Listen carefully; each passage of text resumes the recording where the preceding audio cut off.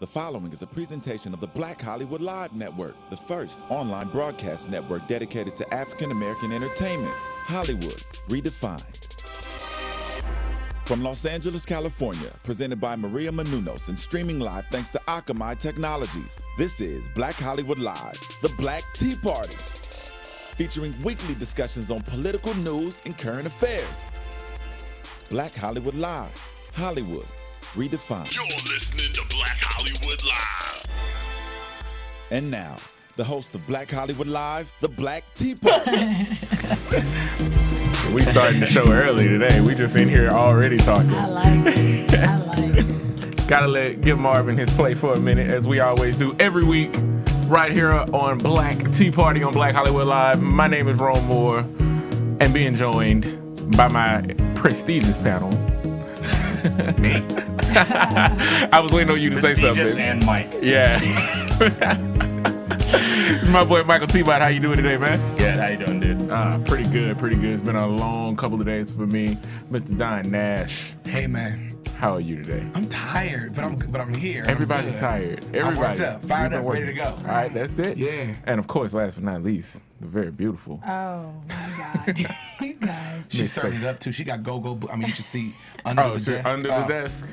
So I'm jealous because she's sitting on your side. Dude. I worked this out. We did plan a little Do early. it. I ain't mad at you, man. Anyway, let's get right back into it. Another police shooting. I did not want to do this topic this week because I thought we could finally, for a minute, just be done with the police. I really wanted. I we're wanted in America. Yeah. But the thing is, before the show started, was it this crazy? Or does the fact that we have a platform to talk about it, it's all of a sudden crazier? Is that just me? To me, that... I don't know if it's because it's the hot thing right now, Shooting but black people? it keeps happening. Interesting. Yeah, I think it always Interesting. happened though. Like the silver lining to these stories is this is the first time the media actually is shining any attention to it. That's the nice can thing. get with that. That's the first. It's the first time. I mean, this stuff happened. Like between Rodney King and Trayvon, there's been a slew of police shootings and things like that. All went. I mean, on local news, but for the first time, we're actually demanding justice and we're asking the questions like, what happened? But maybe the community is learning that they've got to be buck wild and completely crazy in order to get that kind of attention. I mean, the shooting that we're about to talk about, they've been protesting already. Yeah, I saw a as they flag go should. up in smoke in less than 24 hours. They were Yeah. protesting this shooting before the shooting even happened because they were were. already They were getting ready to protesting the protest. last shooting. That's true. That's true. They were like literally it's just Blended been a over. stream. Yeah, Terrible. let's just move the march from Ferguson and just keep it going right on Right, into yeah. St. Louis. Unfortunately. Yeah. You're from that area, right? You have friends. You went to Definitely school not. in that area. Definitely not from. Well, I there. know you went to. I know you went to Totally school kidding. in Missouri, right? I went to school in Missouri. Yeah. Okay. Yeah. I Now. went to school 2 hours from St. Louis, in Mizzou. Okay. How much time did you go to St. Louis? Did you Yeah, go a lot? went to shop at the, they shopping. They got the best Chinese. I'll give them that for this moment. The Arc, whatnot. It's just, they think they're the. I had a good time. I visited pretty often because I did have a lot of friends there. So. Okay. Tell us this, because now I need to know the tenor of the type of people. I know East St. Everybody has heard about East St. Louis and how notorious it can be. But for this to continuously happen and the way they're starting to really just that night of the shooting, they started rioting pretty much. Right. They said finally we're not taking it anymore and we're taking it back to the police. Yeah. Is that the right thing to do? That's my question to you. Absolutely. That's our right as Americans. Our right is to be able to peacefully protest and be able to stand up to our government and go, hey, this isn't cool. We're not going to... That's not how you should protest. This isn't cool. This isn't cool. But like, me it's my our right sign. to go to our government and go, we want, like, that. What the initial protest is for is to get rid of that prosecutor in St. Louis who has a slew of terrible cases covering up the police actions in St. Louis. I mean, that's exactly what we should do. We need to keep it peaceful protesting, which is hard. That's the hard thing in these situations, is to keep it a peaceful protest, and that's the fight. I think the spotlight is on St. Louis right now, but I think St. Louis is really just a snapshot of what's happening in other places. But it's just not being as exposed as it is in St. Louis right now. I mean, I'm kind of thankful for it, although it's it's horrible to experience. I mean, I want other kind of news. You know, I always joke about only being black on weekends and holidays, but you know now, but now I kind of wake up literally, and I'm ashamed to say I wake up wondering, okay, what kind of issue is affecting black people today? You know, I don't know if it's because of my doing the show, because I don't have so much a black worldview where I have a hypersensitivity to what's oppressing my people, but this has really kind of got me in a quandary. Yeah. Because I'm looking at everything saying, really, is that racism? Are you kidding? Another brother? And so it's a little, I'm overwhelmed by it, to say the least. Yeah, I will definitely say that it is because of the show that my heightened sense. I mean, not just the show, but this is a really great platform for us to be able to talk about it and have a conversation. I used that kind of phrase this week, and I was thinking about you guys because there were so many things that led up to this moment and the hour we get to spend and chatting about it, and you're like, wow.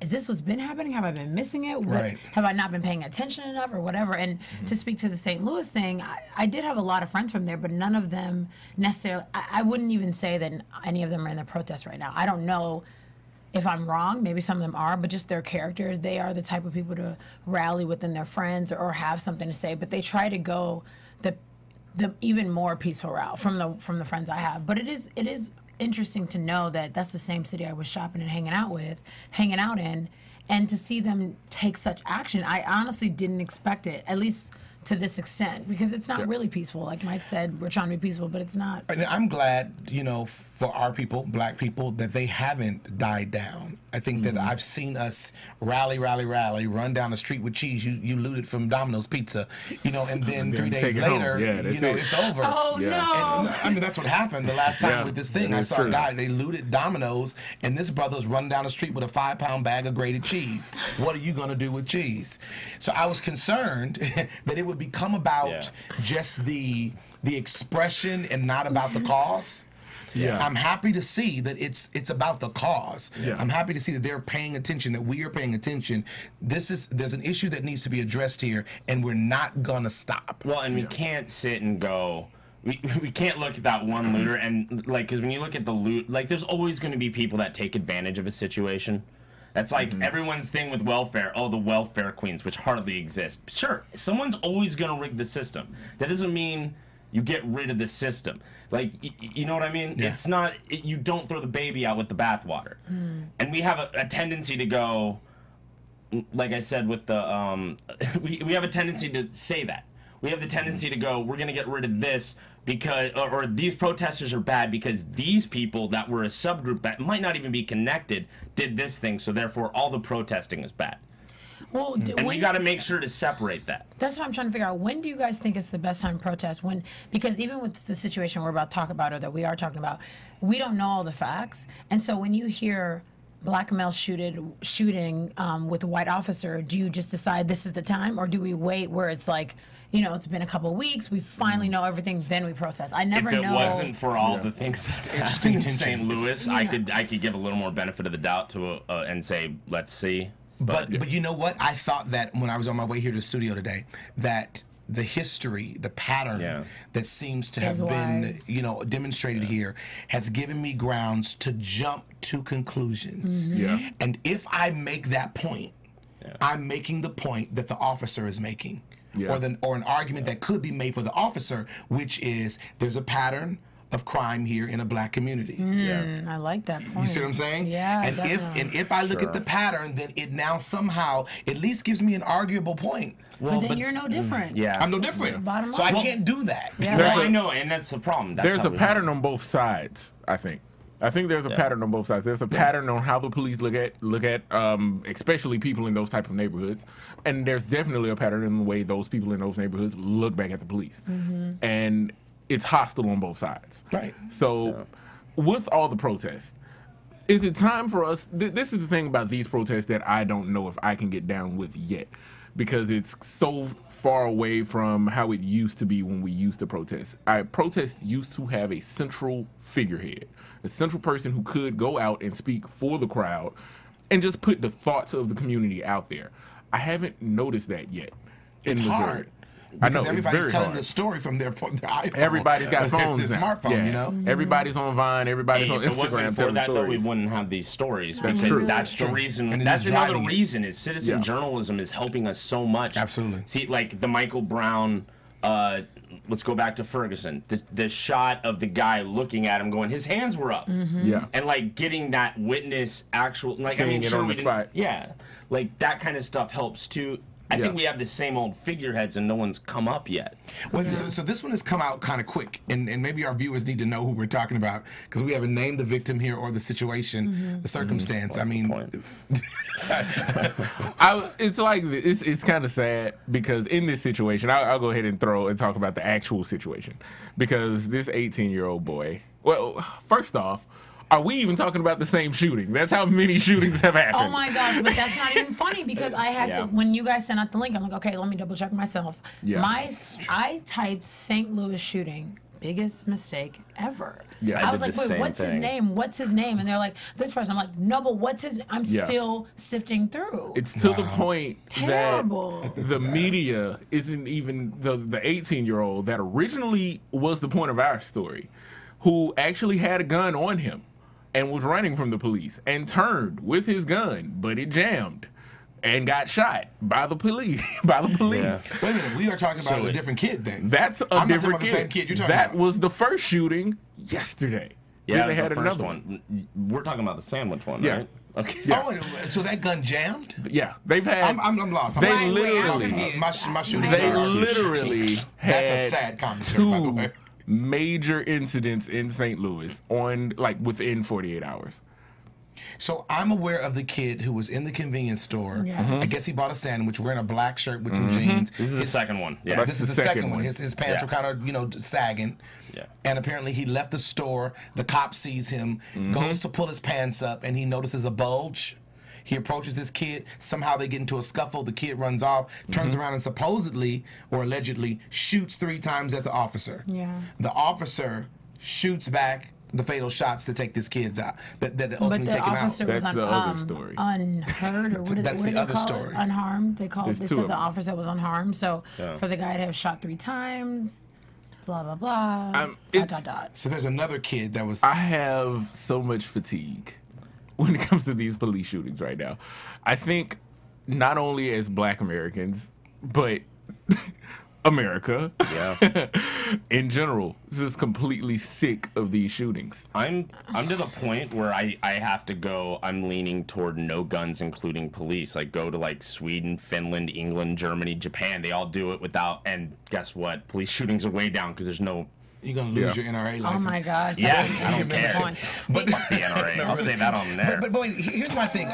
The thing that throws me is there are several things. There's several things that concern me here. One is, why does every altercation like this have to end in a death? Somebody dying. That's my point. Like, Why does it have to end in a death? Yeah. Well, But also, why does it have to end in some form of rebellion to listen to the officer as well? I'm concerned that we're not looking at these situations saying, what adjustments do I need to make?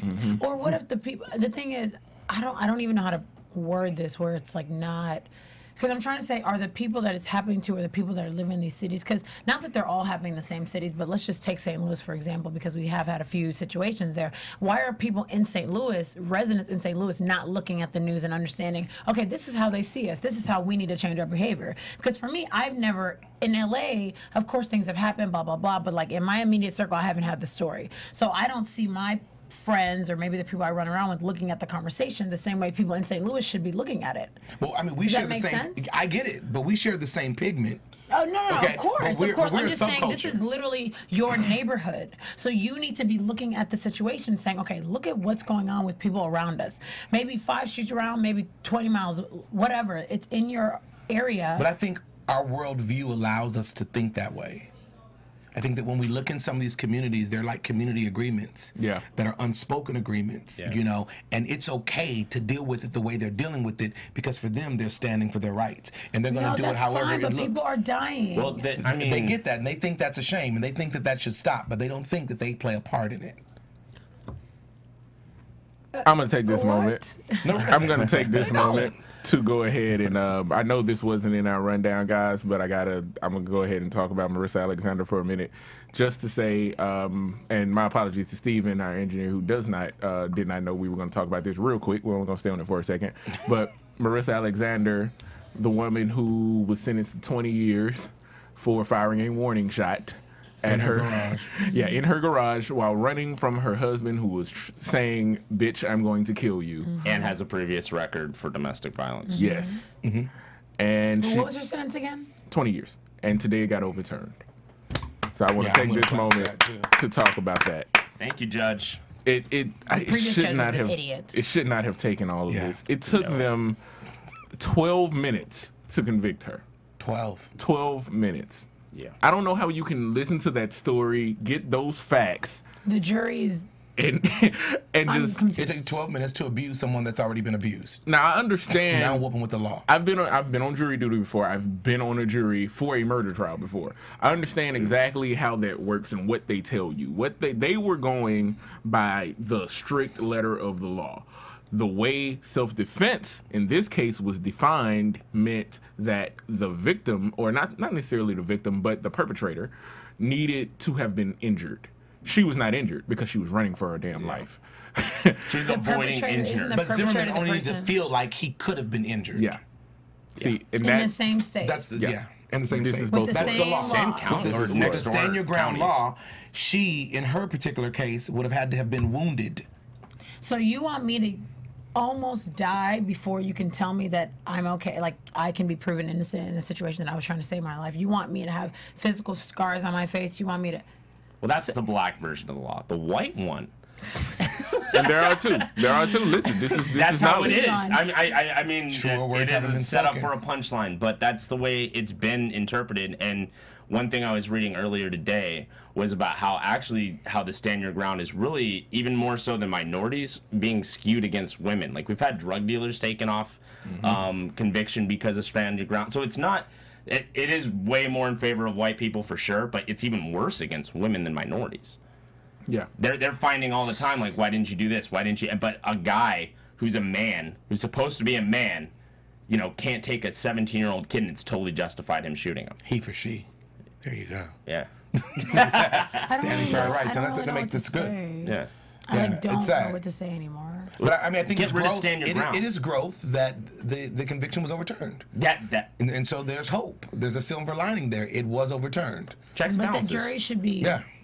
But I understand it being overturned. It is hope. Blah blah blah. But if it wasn't, then what? What would It's just we not do? against the law to be a bigot. Yeah. And to have no Yeah. moral value. It's not, unfortunately. And so, you know, Yeah. what can you say? You know, I hope she files her case. Yeah. You know? It's the just paperwork really- that the Punitive officer damages are turned great. in that helped build the The case guy. against her, Yes, basically. of course. The way it was reported on the police report also was part of the conviction. So, or part of the reason, like, and that's, like, we're using semantics to decide who gets to shoot someone. How about this? Nobody shoot anybody. Let's get rid of guns. But how about the fact she didn't shoot anyone? And RA She hates me. didn't shoot him though. How about That's my the- point. Warning Like, shots. I know. As in, like, Let's leave get me rid of alone. guns. Try not to have me run, with you. run for my life. And do we know anything about the husband? Does he have a relationship with the police in that city? That's what He I'm has a criminal record, including assault, not just against her, but against, like, he's been in bar fights or something. Yeah. Like, I don't remember the exact situation, but he has multiple assaults outside of her. I'm just Yeah. gonna say this, and then we'll move on. You don't feel threatened. Black women, put your guns down. Black men, it don't matter whether you have a gun or not. They're gonna shoot you anyway. What? And I hope she sad- doesn't go back to sad him now truth. that she's out. I hope not. I don't think she was trying to. She was trying to run away. I Yeah. don't know. I don't know. I'm just saying, sister, They if not- you're watching the Black Tea Party, if he hit you once, he will hit you again. Wait, that were right. they? Was she? Oprah Winfrey said it. I can't remember if they She were did. separated, and that's why she was meeting Yeah, with him. they were right? separated. They were separated. Yeah. So She didn't she's live- in she the didn't even process. live at She's the trying to wedding. leave. In the She has a process, kid. do you know how many people are in the process? I know. That's Okay. my point. Yeah. But it's That- probably How many way times hard. they've been in the process? But the thing is, Well, obviously, I'm if a saying. guy like that has that kind of power where she can get convicted, that's why people are still in the process. Some women, I don't know. It's hard for me to speak on that because I never know. You know, it's a case What by the case thing. circumstances are, right? Yes, it's so case by case. But it is really hard sometimes for a woman to leave. Well, I'm just saying she's free by law. I pray she's free by relationship. What makes it so hard to leave? I'm gonna ask you that as the woman on the panel. I think there's just so many circumstances that come. Women are innately just a lot more emotionally tied in a situation than a guy is. It's just like, you know, let's say if we deal with sex, it's the same type of thing, the same type of feelings and emotion that goes into it. So let's say the woman has a child with this man. This man has been her husband for this many years, financial stuff, whatever the case is. Also, I mean, women are changing in terms of they're not just making no money now. They are working. There's a lot of women working. So that's a little bit of a difference. But I think it's just really hard to, I mean, the threatening situation for one. If a guy threatens me that he's going to kill me if I leave, it's a lot different than if I tell you I'm going to kill you if you leave. It's just 10 times different. Yeah. If one of you guys tell me, like, I mean, how am I supposed to feel if I don't, if I've already, you know, been taken away from my family slowly but surely, if things have just, if all of a sudden at the end of the day it's just you and I, and then we battle, you have no one else. And it's really hard to admit that, to stand in that and understand that the only way to get your freedom is to leave. Sometimes I think it's just, it's a mind thing. It's emotional thing. It's complicated sometimes. It's so complicated. Like, and I never want to defend it because of course you want to tell every woman to leave. But I hate when we go off on the woman for not leaving. It really makes me sad because you have no idea what she went through. Yeah. Yeah, because it may be life-threatening. You just don't know. But I'm not going off on her. I know. I'm not even saying you because I've gone off. You know, I used to think it was so easy. I used to think it was so easy, and then I worked at a shelter, and then as a man, I know how important and how strong women are. I know the support that they can provide. So I know that these women who are in these situations are definitely strong enough to walk away. But it's that thing. Something in their head is clogged. Are they strong enough though? Are they? I don't think definitely is the right. Mentally, I don't think. But I think their heart can take it. You have low emotional IQ on both sides of it. Yeah. Because even if he thinks that the solution looks like violence, then he's not emotionally strong enough to walk away, and he should be. Mm-hmm. He should be emotionally strong enough to say, you mean if he's the victim in the case? Not if he's the victim, but even if he is if he's the aggressor in this situation, everybody's got to look at their emotional, IQ and determine, where am I here? If I'm about to, grab you and, throw you on the floor, wrestle you, pull you, scratch, do whatever. Right. I have issues. I should be able to walk away from that situation as well. The fact that I'm not walking away, to me, is just as volatile as you not being able to walk away. Yeah. Got two people that need to walk because this relationship isn't working. Toxic. And nobody's walking. Yeah. Well, and then there's the problem with what it looks like with her is that she was walking away. The thing that tied them together was kids. And that gets really complicated. She's trying to get the hell out. Well, it's going to be complicated for any woman that's got kids because she feels women tend to give themselves sacrificially for their families. Yeah. No, I'm saying she's away from him. Like she lived in another place. They didn't live together anymore. Like, she did better than me. But you eventually, that's the problem is if you know people with ex-wives and husbands, especially if they have kids. If they don't have kids, I don't know why they ever talk to each other again. That doesn't make any sense. But if you have kids, you have to. Like, especially if you have split custody, it doesn't matter how many things you try and put in. Generally, at some point, you got to call and ask, hey, who's going to pick up the kids from this? Or who's going to get this for the kid? Like, those things have to happen. Yeah. So, and that's kind of what happened, it looks like in this. Mihkel Teemant says, no guns, no kids either. All right. Don't have kids. No kids, no marriage. Just be alone. All right. So, we're going to move on. Yeah. Let's talk about something that a lot of people are starting to get scared about around the U.S., and that's the fact that all of us are going to be wearing the little outbreak suits in a little bit. At least they'll be fashionable. You got a fashionable outbreak suit? Louis Vuitton biohazard suit. We're going to have hazmat suits. I'm going to get a Did you see Kim Kardashian ordered one for her and her family? Kim Kardashian ordered the hazmat suit for her. Yeah, she was like, okay, let me put the Louis Vuittons on the side. Is that a sign of the apocalypse Christians? No, I just want to make sure. She was like, we travel a lot, so I need to make sure we're safe. We've set the stage, all this hype, around the thing, and I think it's something to be concerned about. And now she's just decided to weave it into her career. Yeah, this is real. Like, this isn't even a joke. This is real. Right. She's gonna be in a bottle for biohazard suits. Right. She'll be like, okay, she'll probably have to have it cut and tailored to her. I can't. I'm gonna stop. I can't, though. I could literally see that, like little high-waisted, that's not right. Hazmat suits for the Kardashians. Okay. But this too, I have to say, in the death of Duncan. Yeah, that's what I was just about to talk about, Thomas Eric Duncan. I got to tell you, I wake up and I say, why didn't the brother get better treatment? I asked that question. I can asked tell that you question. the answer. The answer is he went in way too late to get those kind of treatments. No, I disagree, Michael. I emphatically disagree. He went in That's and just he had a temperature of 103. Yeah. And they sent him home. Oh, that. I thought you talked about the Ebola drug treatment. Sorry. Oh, no, but even, I mean, he did get his treatment late. Yeah, he got his treatment late. Yeah. But he also was never given the blood transfusion that they were giving all the other individuals that had it. He's never received it. I'm saying when he went in with 103, there was no point in doing the blood. It's at that point it rides itself out type deal. Well, and I get that. So even at 103, let's say you don't believe he has I Ebola. agree with the he thing should where never he have should been have been released. admitted. No, absolutely. At That- 103 temperature, that's Should've still crazy. been there. I'm saying with the I've heard you're right that, and it looks like pure incompetence. I'm saying with the there's been people saying the blood transfusion thing, and there were some other experimental drugs, but at the stage he's at, because he waited too long, there's no help with the drugs. Okay, but he did not. So we don't want to waste. He did not wait too long. He did not wait too long. He went there. And they sent him home. The treatment, the aggressive treatment, began late because he was misdiagnosed and sent home. In the beginning. No, I understand that. I'm saying, even at the way I read it was that he couldn't have. That treatment wouldn't have helped for the. You heard about the drug? They have like a new experimental drug. Right. That wouldn't have helped because you have to catch that it's like one of those rabies you have to treat within 48 hours or 72, where there's. Well, since you throw that part out there, let me throw this out there. 3,742 people have died in West Africa of Ebola. I think it's 4,000 now. 4,000 now. Yeah. That's the updated number. Okay.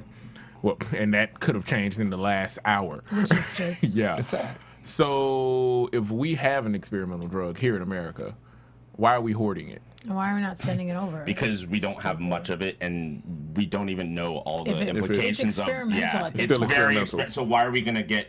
They're still doing tests and they're sending small supplies over. So now it's at the front. It's how rapid few fire to of get the it done. Ebola stuff we have, and it's so experimental. And now they're using it like crazy. But we were quite aggressive over 2 Caucasians that initially came out with this case. The one gentleman, the first guy who came over, flew to America from Liberia and walked himself into the hospital because he told them to give him the experiment injection before he got on the plane to come to the States. Yeah. The other woman did not get it, but she traveled and was sick for 3 or 4 days. She now has since fully recuperated, and she was given an experimental drug that brought her back. Yeah. I got one who's dead, and he got to the hospital 4 days in, and now we've got all these excuses as to why he didn't get the same drug. 8 or something like that. Wasn't it 7 or 8? No. I thought it was only 3 days that he was out there in circulation. When he was exposing other people. Okay, but there was 3 days before that. 4 days, 3 or 4 days before that when he was over there, and that's when he was exposed. So that's 7 days. The way I read it, I could be wrong. I could be wrong, and I'll totally admit I could be wrong. But the way I read it was he was too late, and sometimes this sounds really weird, but sometimes they do that as this guy's a doctor, he's getting the drug. Those first 2 cases, the first 2 cases of the minister who was doing missionary work, the doctor, and then the other Caucasian lady that was there, they stayed over there for 3 or 4 days sick while we figure out whether or not we were going to bring them back here. Yeah. So we knew ahead of time. Well, we knew ahead of time, yeah. He walked into an incompetent hospital and asked for help, and no one knew what to tell him. He didn't drop a ball. So then I'm not saying, I'm not making a case. I don't think I'm looking for racism where racism doesn't exist. No. I'm not looking at it where it doesn't exist, but I do believe that there was some discrimination, and I do think there was. And I think that discrimination does have a thread of racism that runs through it. I think that when the black guy walks into a hospital and he's got a fever of 103, you should give him optimum medical care. I think anybody who walks into a hospital with 103. I believe that too. So we have to deal with our health structure as well. I think he's talking about a specific situation. Obviously, I don't know if you're trying to come at it as this is a racism situation, but I don't know. I think I would just rely on the fact that it was incompetent in terms of the hospital. They just had no idea. I think incompetence is smoke. I think it's smoke. Incompetence is smoke. It's still it's a reason for the a hospital lot has of come things. out and said they had 50 staff members committed to working on this gentleman. I don't think it was just incompetence. I do. I think part of it was experimental. That's a PR move. That's going, we screwed up, so we want to save this guy. I think the statement was a PR move. But I think that when you walk into a hospital and you can't get medical care and someone sends you home because you don't have insurance. That's why. That's what I'm talking about. That's not a racist thing. It's more of that. It definitely has more to do with insurance in situations like that. I'm glad y'all think so, because I just don't feel it in my bones. Yeah. The one person dead seems to be a brother. I got to me, well, there's 3,000. Because I know 4,000. how doctors are. What is the first question they ask you when you walk in? What's your insurance? Yeah. And this is why Obamacare didn't do anything, guys. This is my don't start that. Obamacare is helping millions of people. Yeah, it is, but it didn't go. But it didn't go far enough. It didn't go far enough. It didn't go far enough. That's my point. It didn't go far enough. It's helping many people. It is helping people. It's better than what we had. We can go there. What did Obama say he was going to fight for? Okay, so let me hear you say Obamacare worked for some, and that's good enough for me. And it obviously didn't work in this case, and because we have a lack of comprehension. Now, people and scientists, this is where I get off the science train for a minute, is they go, hey, we're going to be fine. Don't worry about an outbreak. But we have so many uninsured still. Yeah. So many that go to work, that work at Subway, and will be there 3 to 4. Anybody who was exposed to. Like, this is the problem. The problem is we don't have the medical care, and people choose to work because they don't want to be homeless. That's the thing. You sit there and you go, I got a 102-degree fever, but I got to make rent, or I'm homeless and I have a 102-degree fever. This is the problem. We don't address these issues. We can't even begin to talk about Ebola preparedness. Because no one feels they can go into a hospital without feeling they're going to go bankrupt. Yeah, so because then so then that's I agree. Because I'm feeling that. So then what? What's the conversation there? Is it government, they need to fix their life? Is it, what is it? The original, when Obamacare first came out, when the American Care Act first was talked about, which I liked. We spoke about it a lot because it's basically Mitt Romney's plan, which was Medicare for All in Massachusetts. It's just this is on a federal level and nationwide, and it should have gone that far. Yes, that's what I wanted. I wanted Medicare for all. Let's just take care of everybody. We have the resources because all of us are everyone. I mean, if we don't take care of it, look at what can happen if we don't. Yeah. Well, there's going to be a rich person who dies of this maybe, and maybe that'll jar them into thinking, hey, this is why it's important to pay taxes. It's important to pay taxes because. Here's the thing, if you want to be safe from everything, we have to think about these things. If people, every day, people go to work without, they're part-time workers, and they're just trying to make ends meet, and they go to work sick, which spreads disease, because they don't get sick days. They don't get those kinds of things that guarantee any kind of financial things. So if you don't want to address these issues, which the Obama administration, as well as the Bush administration, as well as the Clinton administration, it goes all the way back until Nixon. No, Carter, I'm sorry. Carter was the last one to talk about having comprehensive medical care. And for these reasons. And because we ignored it because rich people don't want to pay a little more in taxes, which would help them immensely because they'd get less sick. Yeah. That's why we have the SARS outbreak. People. Yeah. You break into your own workforce. That's it. You take away. You're sending people in. People have to go to work because they got to feed themselves. You know how much rent is in Los Angeles and everywhere else in America. But Los Angeles, though, it's crazy. Lord have mercy. Who says they pay it? There are, but that's it. You know, you got to go to work. You got to be able to eat. So people got kids, people got families to take care of, which goes back. No guns, no kids. No rent. No medical bills. Right.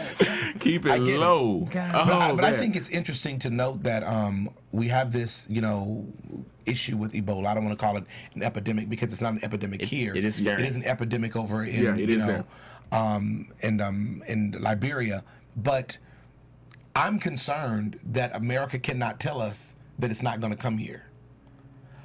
Because one, it's here. Yeah. And I'm already looking at a long list of inefficiencies that have shown themselves in the medical as well as the security. So how can you tell me that you're not going to have folk come over across the border? If it gets somewhere, and where they're jumping across the border, in droves, we're in trouble. And they're doing that over in those countries. People go back and forth across the border. No, these are huge issues. You're very right. Yeah, you have no idea how right. I lived in a third I world think country. incompetency is what's going to take down a lot of people. Is because it starts with luckily the 2 doctors that came over, they knew they had it, so they were able to securely. But this guy just. I don't know the answer, but the guy, say his name again. The guy in Dallas. Duncan. Thank you. I have to think he was thinking, man, I got to get home to my family. He doesn't know how serious that is. I don't think he knew either. And that's where I want to give him the benefit of the doubt. No one, I read a book called If you want to scare the crap out of yourself, read The Hot Zone. It's a crazy book about Ebola and the outbreaks in the late 80s, early 90s. Oh, wow. And it's scary. Yep. And most of the problem with the spread of it, they can stop this. The CDC I was going to ask, how would America tell us? Like, is someone standing at every border double checking? Like, how? How do you they can't. tell us? It relies on us, and that's the problem. This is the thing. You can't. That's what I'm saying. How can you protect it? You've got them you coming that. across that border. They're coming over there, 3 on a mule across the border each and every day. And if there was an epidemic if I lived in a third world country and there was an epidemic in my place, Oh yeah, you're running. I would risk going to jail by crossing that border because you might save my life. Absolutely. You feel like I wish. Dustin Hoffman in Outbreaks screaming in that speech. Yeah. I promise you, it's escaped the parameters of your boundary zone. It's out. It gets out. This thing is passed by human contact. Listen, pretty they much. thought it was here in Inglewood. Yeah. In Inglewood. This is how easy it is to pass the Ebola test. Sir, have you been in contact with anyone with Ebola? Nope. Okay, sir, get on your flight. Yeah. See you later. So that's the error in the system is it relies on humans. Yeah. That's my problem. Which is the first problem. But you have to stop somewhere. You have to go. Okay, please be honest, and that's going to be the fault of us. They're testing people coming off of airplanes for fevers with something that has an incubation period. But they're testing now, and they're only testing after the fact, and that's my concern. Yes. If you have the ability to test, you knew what the epidemic was. Yeah. You knew that epidemic was, Well, there, was on the they rise. knew it was there. You should have not. Yeah. They weren't going to make a I believe move. you ought to shut those borders down. Stop letting planes come in and out. They weren't going to make a move because Thomas Friedman, the head of the CDC, is urging hospitals to think Ebola now. Because that wasn't the case a week ago. Yeah, but now exactly. it is. I think it's different. Yeah. I just all I could think about is swine flu. Do you guys remember when swine flu was like the thing, crazy epidemic thing? And I remember, unfortunately, there were like jokes about it. People, every cough, you got swine flu, and all I could think of was how that escalated and then dropped.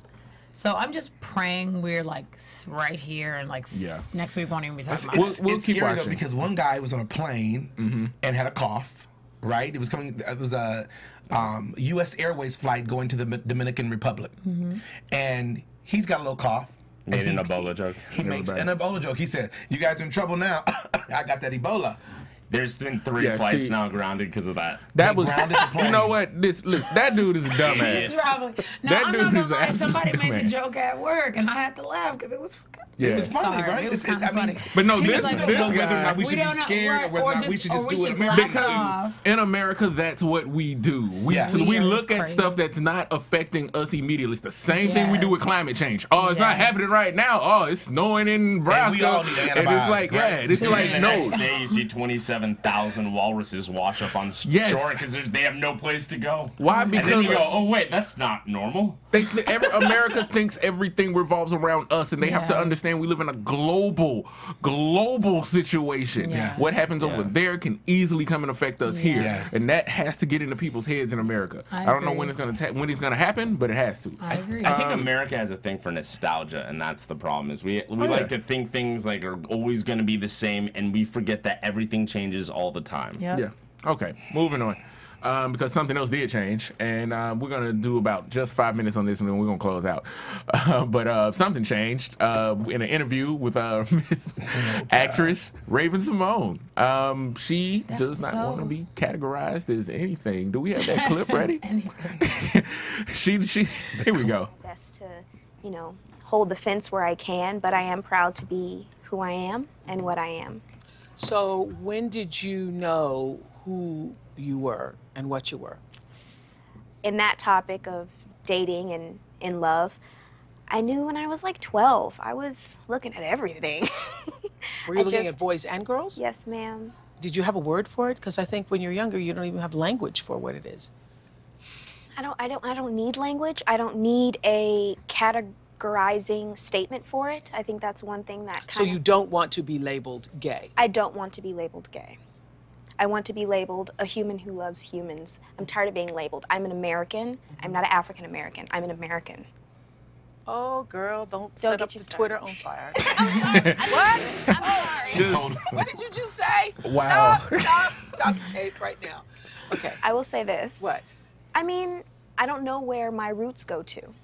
I don't know how far back they go. I can't go on, I don't know how far back, and I don't know what country in Africa I'm from. But I do know that my roots are in Louisiana.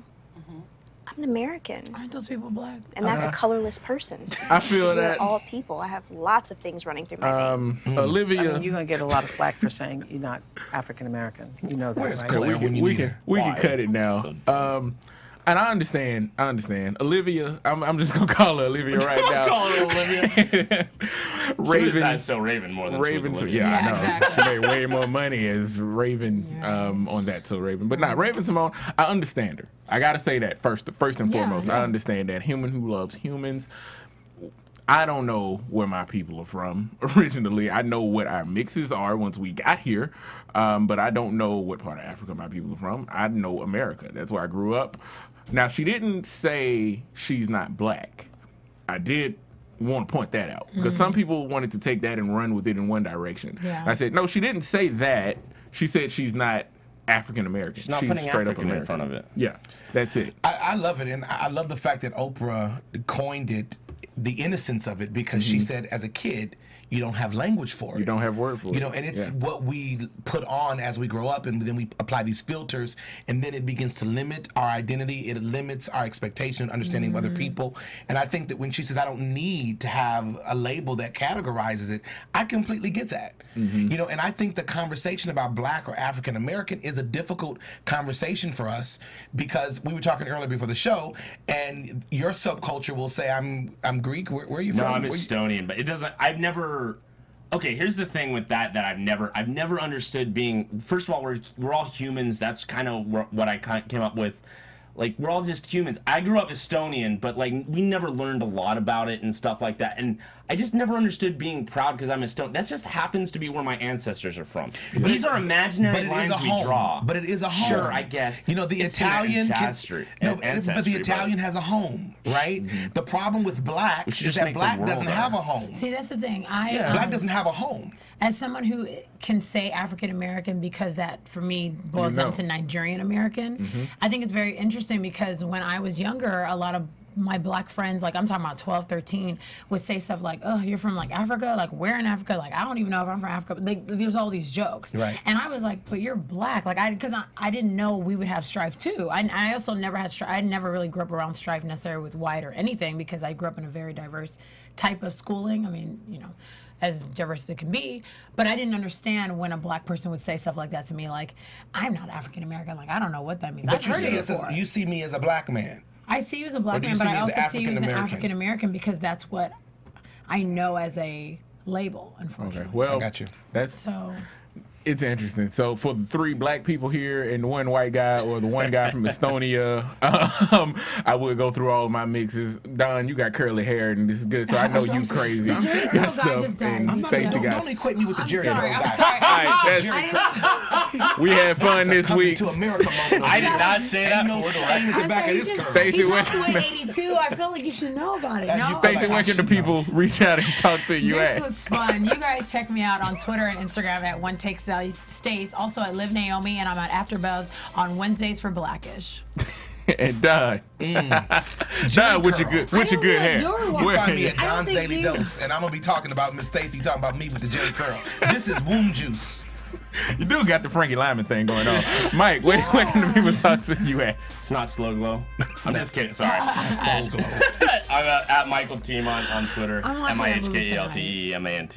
And you can MihkelTeemant.com for my shows. Wow. I'm watching that movie tonight, BT Dubs. You should. Great You movie. can catch me at Rome the Ruler on Twitter and Empire of Rome on IG. Ladies and gentlemen, it's been another episode of the Black Tea Party on Black Hollywood Live. Thank you for listening, and we are out. Yep. From producers Maria Menounos, Dario Kristen, Tiana Hobson, Kevin Undergaro, and the entire BHL crew, we would like to thank you for supporting Black Hollywood Live, the first online broadcast network dedicated to African American entertainment. For questions and comments, contact us at info@blackhollywoodlive.com. Like us on Facebook, tweet us, or Instagram us at BHL Online. And I'm your BHL announcer, Scipio. Instagram me at Planet Scipio. Thank you for tuning in.